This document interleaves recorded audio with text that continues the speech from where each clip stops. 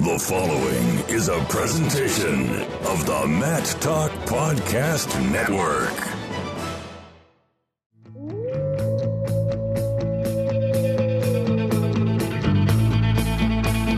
The mind of Pat Popolizio is a wondrous thing. And for you Pac wrestling fans, you'll get to go inside the mind of the Skip each and every episode here on the Pac Mentality Pop-Ins podcast. Now, here's your host, NC State Director of Athletics Digital Communications, Ryan Reinhardt.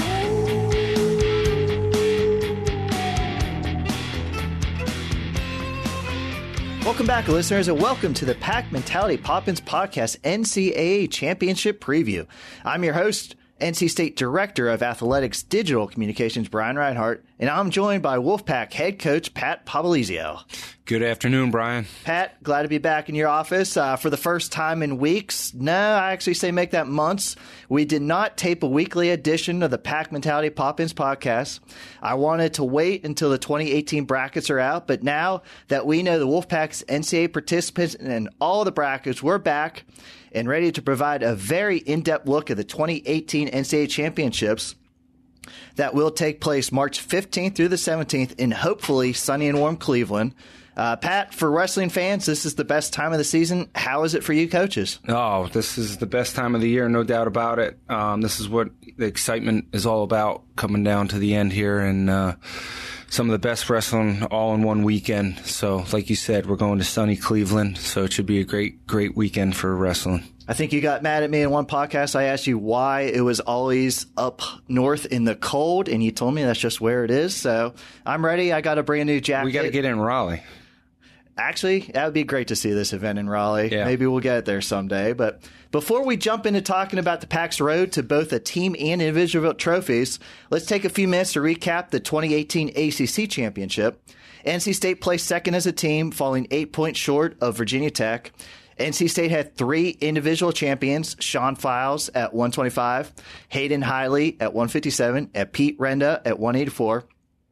NC State also had a pair of other finalists. Pat, all 10 of your guys wrestled either in the finals or for third place, and 9 of the 10 secured NCAA automatic bids.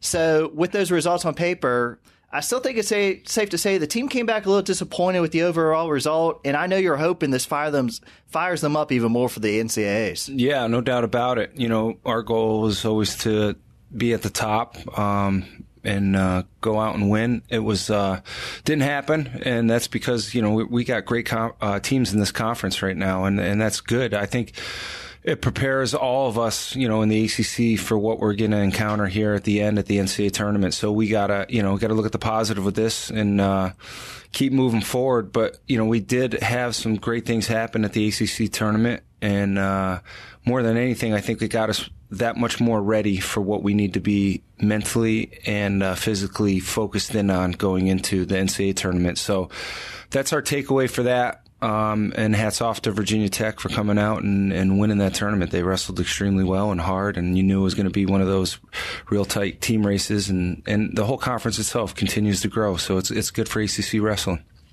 And maybe from my perspective, it seemed that bonus points were a big determination of that team title. You brought up many times how NC State needs bonus points in tournaments, but at the ACCs, NC State was not able to secure any. So after being back in the practice room, how have you reiterated that point moving into the NCAAs? It was more of guys being ready for everybody's best matches, and that's something maybe we took for granted. Was we were wrestling during the season, you just come out, expect to win, show up, and you do that. And then when you're wrestling a guy for the second time, you know, some guys made some great adjustments on us, and we didn't make ours, and it cost us in some matches, and in other matches it cost us bonus points. So it was good for that to happen at the ACCs, and I'm sure we're going to be in the same situation at the NCAAs where we're going to be wrestling a guy we saw earlier in the year, and we need to make the adjustments in our favor, and that's something I think we're going to be able to do and be ready for this time. And after the ACCs, NC State already knew it had 9 automatic NCAA qualifiers for the 2018 NCAA Championships, which is the new school record, a theme our listeners will pick up on in the next few segments here. But over the last 3 seasons, NC State has qualified 27 of the 30 possible starters, another school record. And Pat, at the beginning of the year, one of your team goals is to qualify all of your starters for nationals, and pretty impressive rate over these last 3 seasons. Yeah, that's I think what the standard now is what we're zoning in on and expecting guys that are coming here to compete for us. That's the starting point, is to get there. Ultimately, if we're putting our goals to win a national title and be All-Americans, those things are going to happen along the way. So continuing to grow on that. And like you said, 9 out of 10, that's a pretty solid, automatically all qualifying. And some guys stepped up to the plate and overachieved at the ACC tournament and locked their spots in. And, obviously we had one disappointment at leaving one guy behind. And it's just unfortunate because, it would have been nice to have all 10 there, but we'll be able to take everybody as a team still, so it'll be good. And once those brackets did come out, we found out that NC State had 7 of its 9 participants receive a national seed, which is being in the top 16 at each weight class. Just a slew of new records here as well. The 7-seeded wrestlers this season's a new school record, as is 5 NC State wrestlers all seeded in the top 5. Another school record, you guys had 18 seeded over the last 3 seasons, the most ever in a 3-year span. So again, you have qualified the guys the last 3 years, but you also put a lot of them in good position with a lot of national seeds. Yeah, that's a good starting point. Obviously, you can't sit there and overanalyze anything because it's going to change, forward and backwards as you look as the tournament goes on. Guys are going to hit each other that were seeded 1 and 2, 3, 4, wherever it is, whether it's in the championship finals or in the wrestle back round somewhere. Crazy things happen in this tournament, but I'm just happy and excited for our guys to have the opportunity to go out and accomplish their goals, whether they're the 1 seed or the last seed in this bracket. They need to go out there and take one match at a time. And before we talk about the PAC's lineup at the NCAA Championships, I wanted to ask you about the process. Maybe your hashtag trust the process has come in handy here, but we've gone over NCAA allocations and those resulted in automatic bids for all the conferences. Then we had 47 at-large bids to bring the field to 330. And those were selected through a formula of criteria over the past season. So that brings us to the brackets. Can you tell us how seeding the top 16 at each weight works and then how the rest of the field falls into place?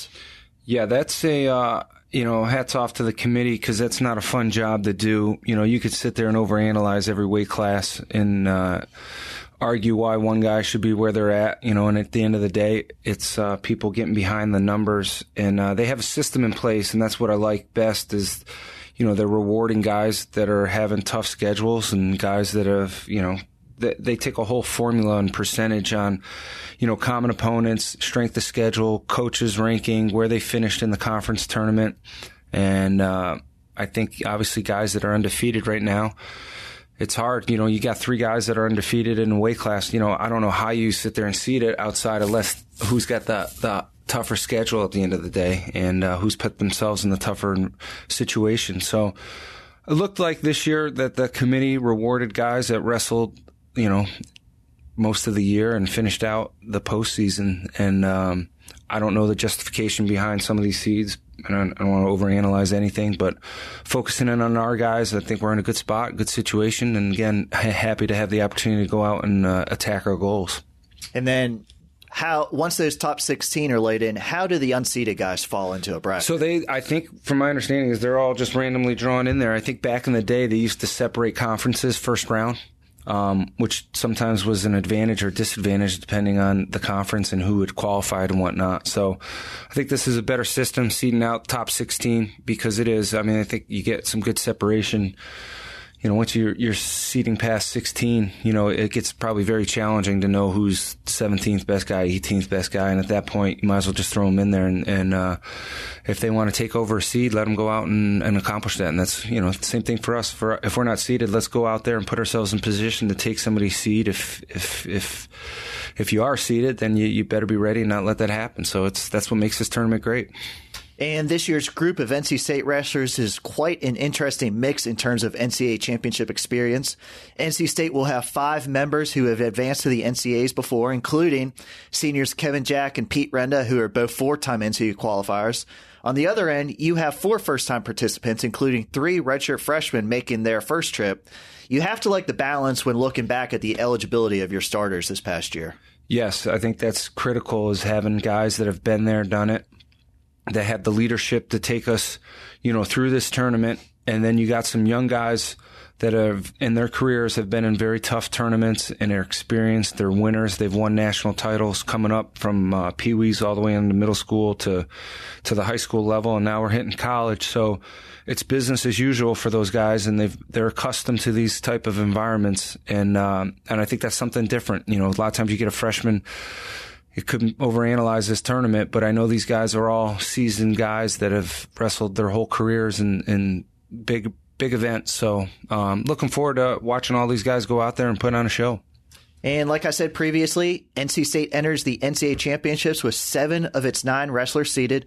We have to start off with redshirt freshman Hayden Hiley, as he is the number 1 seed at 157 pounds. He earned NC State's 6th all-time number 1 seed and the 3rd in the last 4 seasons. He enters at 22-0 after winning one of the 3 ACC titles and is the only freshman, both true and redshirt, still undefeated. For Hayden and for the program, that is a heck of an accomplishment to go in as a number 1 seed, but it also puts a very big target on your back. Yeah, he's been dealing with that, I think, second semester since he's went out there and had some big wins. And he's one of those that wrestles with that kind of attitude, let's do it. And you watch him the last couple matches, he's been in some tough matches, and guys have adjusted and wrestled him in a different way a little bit, and he's responded very well. And he's put himself in this position by the way that he operates day to day, his lifestyle, his attitude, and his training obviously is top notch. So it's not a surprise. It's something he's earned, getting that number 1 seed, and it's his time to go out there and prove that he is that guy. And that's what I like best, is he's one of those that's going to be up for that kind of challenge. And like I said, he's been in these tournaments his whole life growing up, since he was a little peewee all the way on up to this first year being here at the national tournament. He's wrestled in a ton of national tournaments and proven that he can get the job done. So I'm really looking forward to him going out there and competing. And obviously, I think he fuels this team. His energy that he brings right now, guys respond, and he brings that excitement. So it's going to be good watching him compete this weekend. And you have a pair of redshirt seniors that secured the number 4 seeds in their weight classes. The 2018 ACC champion at 184 pounds, Pete Renda, will be competing at the NCAA Championships for the 4th time. Last time he was there in 2016, he finished 3rd. Classmate Michael Macchiavello is making his 2nd straight trip, as he was 1 win away from All-American honors last season. Those two know this is their last go-around, but they both put themselves in very good position based on their results leading up to now. Yeah, Pete going out and getting an ACC title, I thought was great. I thought the way that he wrestled and his composure was top-notch there as well. And he's shown that his best wrestling is saved for the postseason, and that's what he's going to have to do moving forward for the national tournament. It's the best I've seen him wrestle has been at the national tournament over his career. Obviously, with that run he had 2 years ago, and the way he's wrestling right now, I'm excited for him to go out there and compete and do the things that he's already great at, and just keep things moving forward. And he's a guy that wouldn't surprise me when things are all over. He's in the national finals competing, and I know that's something he's been training towards. He's been focused in on. And I think when you watch what's happened to him the regular season, not that he's gone through the motions, but I think sometimes the challenges haven't motivated him enough. And now knowing where he's at, this is something. When the challenge is out there, Pete gets very motivated and brings his A game. And it's just like what we saw at the ACC tournament. So looking forward to seeing that at the NCAA tournament. Macchiavello, another guy, last month's it's been basically the top guys in the country for him. He's had a very tough February. March, obviously, the ACC tournament was another good grind for him. And he is battle-tested, ready for this national tournament. And, it's one of those all season as coaching staff, we've had to hold him back the way that he trains and the way that he wants to go. We've had to be very cautious because he trains extremely hard, wrestles a very hard pace, and he's not afraid to let things fly. So, we've been very cautious on his training and keeping him held back. And in the last 2 weeks, we've let him cut loose on some things, and it's shown that his style of wrestling is made for March, and he's fueled off of some of the things that have happened to him in the past. So I know this NCAA tournament is going to be his best wrestling, and he's mentally zoned in on it and probably more ready than ever to go out there and compete and put himself in the national finals.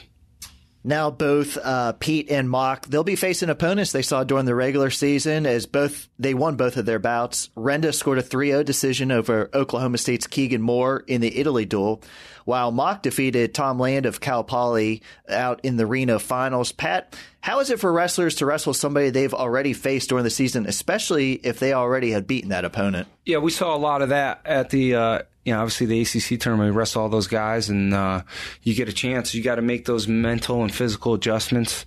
So that's something we've focused in on, right now. And obviously, when you get your draws for the national tournament, you get to know who you're wrestling first match, and you got some time to adjust some things. So it's one of those. Pete's got to go out there, score his takedown, and go to work. There's no secrets on what he does. He's great at it, and he needs to put more points up than he did last time. But I like where we're at with that draw.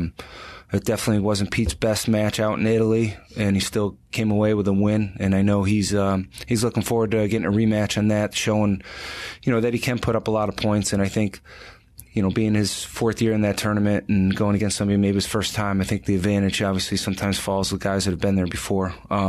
Machiavello, same thing. He scored a lot of points out at Reno, and he's got to do the same thing again. He can't sit there and think it's just going to fall in his lap and things are going to happen that way. He's got to go earn every point and make it a high-scoring match, and it would be great for, these are the matches as far as team scoring goes that matter tremendously in the early rounds. If you can get bonus points, because usually a lot of times it's going to happen in round 1 or 2.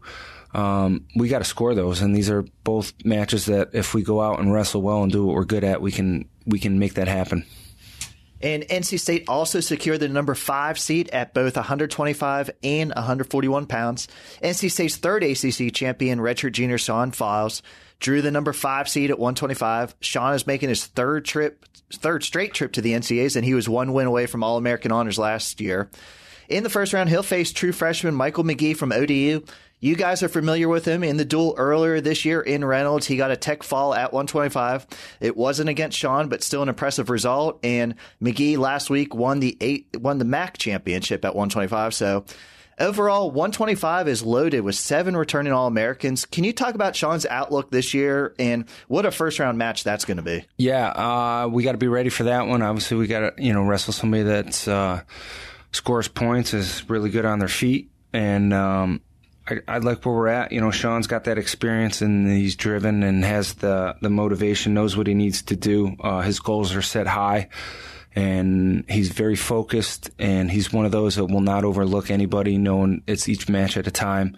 So his determination is what's going to put him in a good spot for this tournament, and obviously he's been there and done that and has had success at this tournament and won these matches in the early rounds here and scores big points. So Sean's best wrestling is always saved for the postseason. He's proven that and shown that, and I think it's going to be no different for him. But obviously focused in on taking one match at a time and starting with this one. And senior Kevin Jack will attempt to become only the 5th NC State wrestler in school history to earn 3 All-American honors during his career, as he starts as the number 5 seed at 141.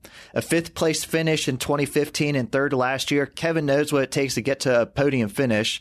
And this season, I think he's extremely motivated to do so. He even tweeted out right after the ACC Championships that he needs to get his mojo back. But no better time to put a couple of disappointing losses behind you than going to the NCAAs as a senior.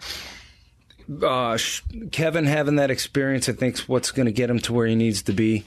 He's shown in the past, he's gone in there unseeded and placed very high. He's gone in there seeded very high and hasn't placed. So I think we're back to where he's one of those, and now he's got that chip on his shoulder. And, we talked about it the other day. There's some parts of the season that were disappointing to him. I'm sure, the ACC's motivated him more than anything.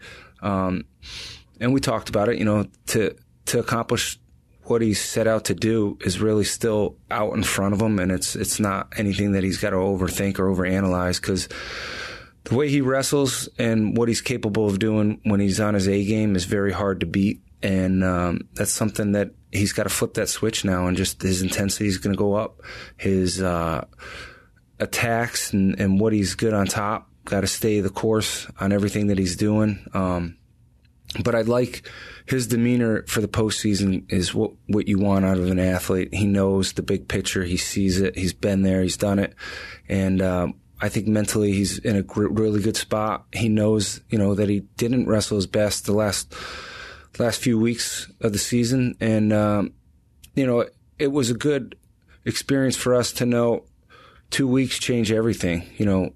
Week to week in the sport, you make adjustments and you adapt and you move forward and you learn from the mistakes that you made. And we've been able to do that. And now we got to go out and just let things fly and stay relaxed and know that we're still in a good spot to go out and win this national title that he set out to do from the beginning of the year. And that at 141, if you told me we were blind drawing it, I would be totally fine with it because that weight class does not matter where you're at in that bracket. There are 15, 16 guys that can make the national finals, and I truly believe Kevin Jack's one of them. At 149, redshirt senior Bo Donahue will be making his first trip to the NCAAs in his final season with the Pack as he is the number 14 seed. Bo had to fight for a starting spot and showed great determination almost all throughout his Wolfpack career and getting that spot. And I know you would like nothing better than to see him put together a run at the NCAAs and just to see his persistence pay off with a top finish. Yeah, Bo's career here, I think you hit it on the head. It's been something he's had to work towards constantly, whether he was in our lineup or, we were getting somebody else some mat time and we were switching week to week. He's been one of those guys that's been a team player and never got off course. And this is very rewarding to see him have this opportunity now to go out and leave things in his hands and attack being, what he set out to do. And he's in a really good spot. I think his style of wrestling is very hard to wrestle. And, it's one of those where if you're trying to scout a guy, you're going each round. And that's what makes the national tournament exciting is you don't have much time to make these adjustments and train week to week. A lot of times during the season, you got all week to get prepared for a guy. And at the national tournament, you're in the morning wrestling one match and coming right back at night doing another. So it's going to be fun to see. I think his style is made for this tournament and exciting things are ahead for him. Also earning a 14th seed is heavyweight Michael Boykin. Boykin is making his second trip to the NCAAs, but his first since 2016 and his first at heavyweight. Quite a season for him. He also had a fight and claw to earn that starting spot. And during the season, he racked up 5 ranked wins, including a pair over 2 wrestlers who are both top 7 seeds at heavyweight this year. How motivated is he going into his final college tournament? Yeah, that's one he's got to see himself, knowing that he's beaten some of the top guys at his weight, and he could very well hit one of those guys again in the early rounds. So he's in a good spot. I think his style of wrestling is very challenging for a lot of guys, especially at heavyweight. And he's got all the tools he needs to go out and accomplish his goals at this tournament. And no better way for him to finish off his career, leaving here with wins at the national tournament and getting himself on the podium. He's very capable of doing that. And I like the effort that he's been putting in over the last couple of weeks in training. And now we got to carry that over out there when we're competing. But I think Boykin, the bigger the tournament, a lot of times the better he's been wrestling. And I think Scuffle was a good indicator of that because that was a mini nationals for him and he had a great tournament and we need to treat that, this just like we did with the Scuffle and go out there, relax, open up and score points. NC State will also have a pair of redshirt freshmen who are not seeded, but both are coming off very good ACC championship runs and will be looking for some upsets in their first NCAA trip. Tariq Wilson returns to his home state of Ohio to compete and drew the number 5 seed at 133, while Daniel Bullard will have a rematch from an earlier match against number 14 from Oklahoma. Can you talk about both of their seasons here at the end of the year? How is their outlook for their first NCAA experience? Should be exciting for Tariq being in his home state, going out there. His style of wrestling is very challenging to wrestle, so he's dangerous. That's one of those things at any given time. He's proven that he can go out there and beat the best guys in the country, so this is a good challenge for him, and I like where we're at. I like this matchup. I like, the improvements that Tariq has made over the season and the adjustments that day to day that we've been working on, I think is going to put him in a good spot. But yeah, being in his home state, got to go out, relax, wrestle and enjoy and take advantage of this opportunity. Really like where we're at with Daniel Bullard. This, to me, is probably one of the best matchups you could ask for. More on the improvement. So we get to wrestle somebody the very first match of the season, and now we get to wrestle them at the very last competition of the year.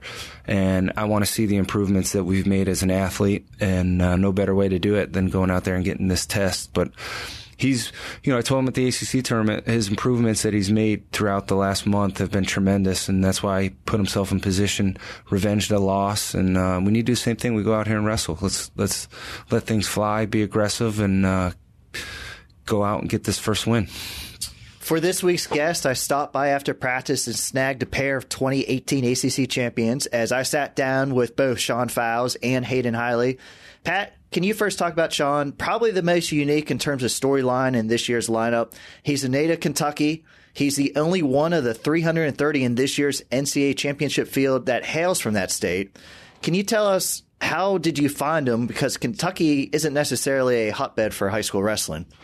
Yeah, that was one of those, just at the time, Jamil Kelly was here. He was one of the cadet world teams, so he had a little bit of a relationship going with Sean just being on those teams, coaching them. And then I know Beasley had a connection with one of his youth or high school, middle school coaches. So there were some unique connections starting out in that way, and then with time building that relationship with the rest of our coaching staff. And I think at the end of the day, Sean realized philosophy-wise this is kind of what he was looking for. And obviously being an engineer major, this is a no-brainer for him. And it's been a tremendous fit because he's everything you could ask for out of an athlete. And that's why he's had the success he's had. He's very disciplined, very hardworking. Just, he's a little old school tough. He's just, when we branded our program, these are the kind of guys that I envisioned having in our lineup. And Sean Fausz is one of them. Because when we go to war, he's the guy you want in your lineup. And just, he's one of the toughest people I've been around mentally, physically, and very driven, very self-motivated. And that has helped get, other guys in position for that. It's one of those where our team has fueled off his energy and got tremendous respect for what he's done for this program. And Hayden is somebody you could not wait to have in your lineup after his redshirt senior last year. His results thus far have not disappointed, resulting in the number 1 seed at 157 pounds heading into the NCAAs. How have you seen Hayden grow over the last 2 years? Yeah, he's one of those guys. When we were recruiting, we envisioned him right away. Obviously we went through that redshirt year to get him a little more primed and ready. But we knew in his time here at NC State, there, whether it's his freshman year, sophomore, junior, he would be in position to win a national title. And the reality is he's, it's here and it's time. But, he's the same thing. We have a philosophy in place for kids that we recruit. And as we go through the process in the recruiting, it's these guys understanding the vision, and it's the same thing. I think he mirrors the mentality of what we're trying to accomplish as far as the culture of our program. And that is what gets dangerous and contagious, is when you fill this room up with guys like that. And, he's one of those. He's just very, very focused on everything that he does. He's very intense at the same time in a good way. But just does everything that you can ask for out of him. He's very coachable and very likable and very humble. And, you listen to him in his interviews. He's a smart kid, and he knows what he needs to do. Sometimes he's a step ahead of the competition. And I think that's what makes him great, is he knows what guys are trying. It was a little bit like Wisdowski. Sometimes these guys are able to step back and look at, all right, if I'm trying to beat myself, what would I do? And then they fix that when they're out there competing. And that's something I see out of Hayden, is he analyzes some things like that at times and is like, all right, this is what I need to do so guys can't do this to me. And I think that's what makes him great. And I think this is why he's in the position he is, and he deserves nothing but success, and he's just got to go out and get it. So, wrestling fans, we will have a slew of coverage of the 2018 NCAA Championships from Cleveland. Just follow us on Twitter at PackWrestle for all the updates, including all kinds of previews and, of course, live updates from the matches. We're also taking the podcast equipment on the road as well, and should come back with some interesting interviews all the way from former Wolfpack wrestlers to Hollywood celebrities. You just never know. So even though the season's coming to an end, the Pack Mentality Pop-Ins podcast will keep going strong throughout the season. Pat, thanks for breaking down the entire NCAA field. I know so many Wolfpack fans will be paying attention to what's going on up in Cleveland and hoping the Pack can bring home a lot of hardware this season. Yeah, that's the goal. Looking forward to the weekend of competition and coming back here with everybody excited and happy for accomplishing what they set out to do.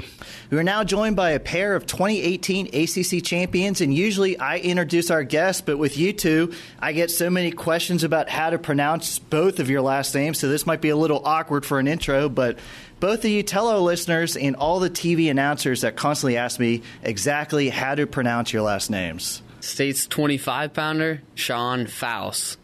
And I'm the 157-pounder hailing from Lewistown, Pennsylvania, Hayden Hidley.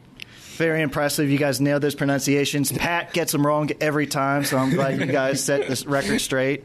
But I'm going to start with you, Sean, first. Going back to your pre-NC State days, you came to Raleigh from Alexandria, Kentucky.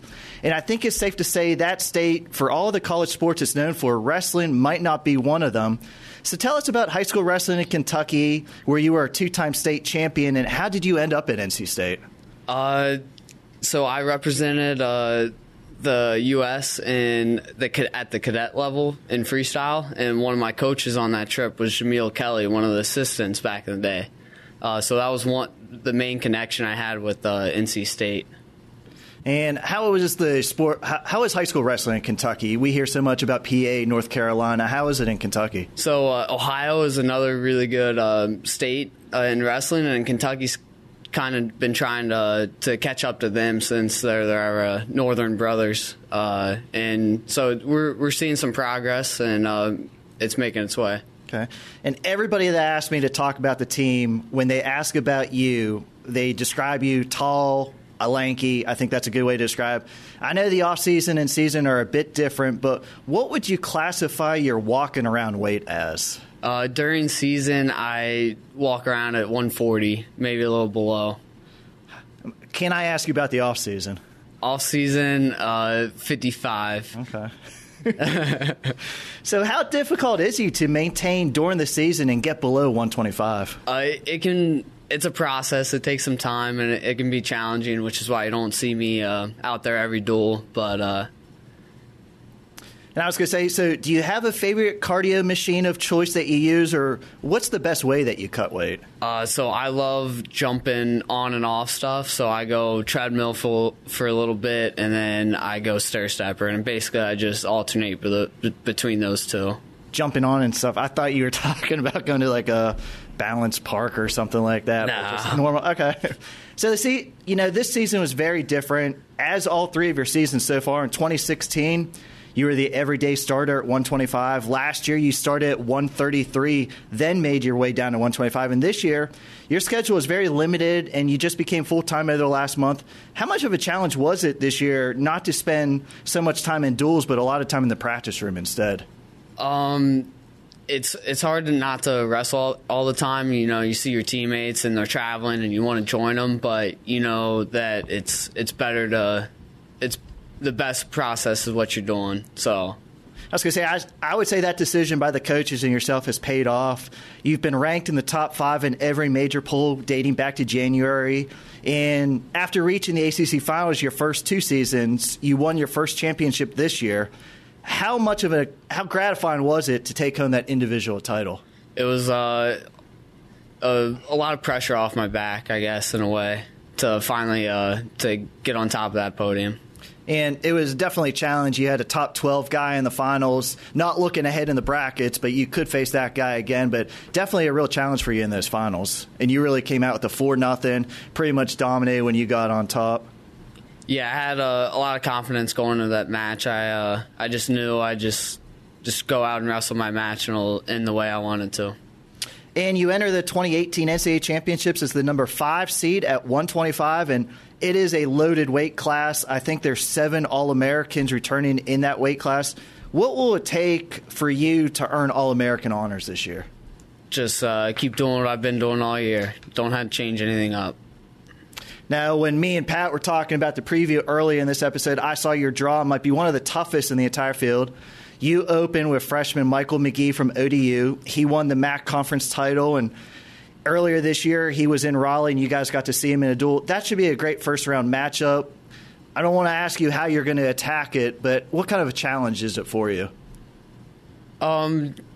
Just like the other 32 guys there at the tournament, he has a right to be there. So, he's going to be a quality opponent, and you can't take him lightly, can't take him for granted. And before we get you out of here, we have to talk about school. You are a student athlete. You are majoring in electrical engineering and have been an academic All-American during your career. What exactly is that major, and what do you see yourself doing with that degree post-NC State? So right now, I'm probably leaning towards concentrating in the communication side of it. So dealing more with wireless stuff like cell towers and antennas, satellites, stuff like that. So who knows? Do you have a place where you would like to live? Raleigh, go back to Kentucky? Have you even thought that far ahead yet? I really like it here, the weather, people, everything. So I'll probably start my search process for a job here in Raleigh. Okay.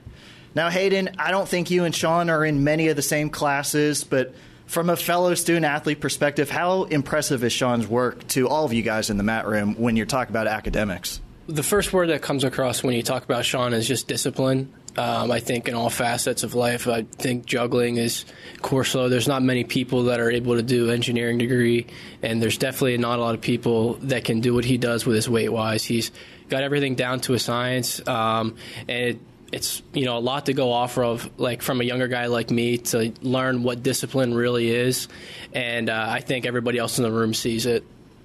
And unlike Sean a little bit, you're from a major hotbed for wrestling in Pennsylvania. In fact, you look at the bracket, not just at 157, but the entire field. So many of these student athletes are from the state. So wrestling, that level of competition from your youth days, is that a major advantage to you heading into the NCAAs? Yeah, absolutely. I think the reason why I was able to jump into the lineup this year and do so well is because I've been so used to the high level of competition. I know for people like Sean, they kind of have to travel a little bit and go out to national stuff. I was so used to wrestling at a young age.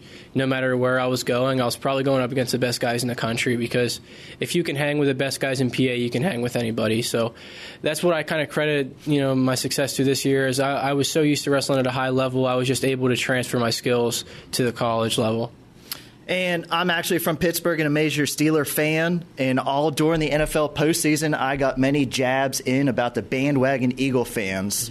But I've been told by many you were diehard from day one. How fun was the Super Bowl run for the Eagles? It was incredible. I'm from a town right in the center of Pennsylvania, so it's about half Steelers, half Eagles, and that creates a lot of good rivalries back in my hometown. But my dad he was an Eagles fan, and so I followed along with him, and our family's a big Eagles fan, and definitely it was really tough during the Chip Kelly era and having to deal with some of the stuff we dealt with. Just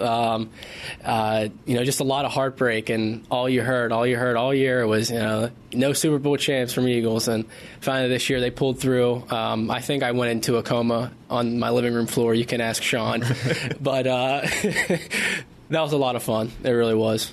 So now getting back to NC State wrestling, how did this decision for you to redshirt last season come about, and how do you think it paid off? Well, there's a lot of things that went into it. We were really full at that weight class. To start off, we had Max Roscoff was obviously there, and whenever he was hurt, they didn't want to veer off of the plan. And, they told me the plan front center was I was going to redshirt last year because they felt like I could really improve during this year and be ready to go this year. So they pulled Thomas Bullard out of redshirt. And obviously that was really hard for me. I felt like I was ready to go, but I trusted Pat and the coaching staff and what they wanted me to do, and so I obviously took some lumps during the redshirt year, and I was even up at 165, which turned out not to be the greatest idea. But I'm back down at the right weight class, and I learned a lot. I learned how to not to do things. One was how not to manage your weight. Well, I was going to say the 165 was not your choice, might you say? No, I didn't really take care of my weight during the holiday season last year. We had to do this mock weight cut right around when we did the ODU duel right before Christmas break, and I did not make weight for 157, and I never felt so embarrassed in my life. And after that, we toyed around with me going 165, and I was just very short for the weight class, a little bit smaller. And finally, once the freestyle season kicked around, I got my head in the right place, and I was able to get my weight down to where I needed it to be. And 157 this year is a heck of a lot easier than it was last year. And just like Sean, you went 2-0 at the ACC Championships and earned your first ACC title. Both of your matches were close, including a comeback OT win to advance to the finals. Just talk about that experience in the tournament and how that's going to help you with those close bouts. Well, I think during the regular season, my dual meets, the matches weren't as close in the ACC, and then when I went to the ACC Championships, I had to battle, and I had to show a lot of grit. And, I didn't plan it to be that way. I didn't really want it to be that way, but I think that really prepares me for this NCAA tournament. I knew I was down for the count, and I had to claw my way back. And it just showed I'm able to do that, and I was comfortable in those positions, even though my parents and coaches probably weren't all that comfortable. But I still thought I looked really good. I got to where I wanted to be, and my conditioning looks really great this time of the year. So I'm looking forward to the NCAA's, and I'm ready to fix some of those mistakes I made in the ACCs. I was going to say, you sit at 22-0 now, and you're the number 1 seed in the NCAA Championships at 157. You came into the season maybe a little bit under the radar. You were a redshirt, so you weren't ranked. But now you're going as the number 1 seed. How does having more of a target on your back affect you compared to maybe earlier in the year? So earlier in the year, I had none of this. I had none of the accolades. Nobody really knew who I was at the college level yet. I think if you're somebody that was in the room, you knew that this was possible, that it was going to happen, that I was going to be sitting at the number 1 seed. I just don't think people outside of this room kind of understood, the way I worked towards this and the ambition that I have. So I've had 2 completely different seasons. If you think about it, I was completely under the radar and nothing really much to lose. And now I'm, sitting pretty at the top, and people want to take away everything that I have. So, it's 2 completely different, fields that you have as a wrestler. But, I feel comfortable in each and every single one of those. I'm somebody who likes to chase people, and I don't mind the people that are chasing me. I still feel like I have a lot to prove at this weight. There's a national champion at this weight, and guys that feel like they can beat me. And so I'm ready to take on all challengers. I know what this weekend means. I know that I'm going to have to fight for every inch, and it might not be pretty at times, but I'm definitely ready to go. Now they followed the pack to Italy. Can we be expecting a large Hidley cheering section in Cleveland? Yes, you can. No matter where we go, there's a lot of Lewistown faithful and Hidley faithful. So Cleveland's not too far from Pennsylvania, and you'll see a lot of new Lewistown natives, and my whole family will be out there as well, so that will be special. Sean and Hayden, it was great to have you guys on the podcast this week. I know all of Wolfpack Nation will be watching the upcoming NCAA Championships, so good luck to both of you guys as you go for that extra journey. Thanks, Brian. And I want to thank everybody for listening today. This is your Pack Mentality Pop-Ins podcast covering all things NC State wrestling. Until next time, Wolfpack wrestling fans, go Pack!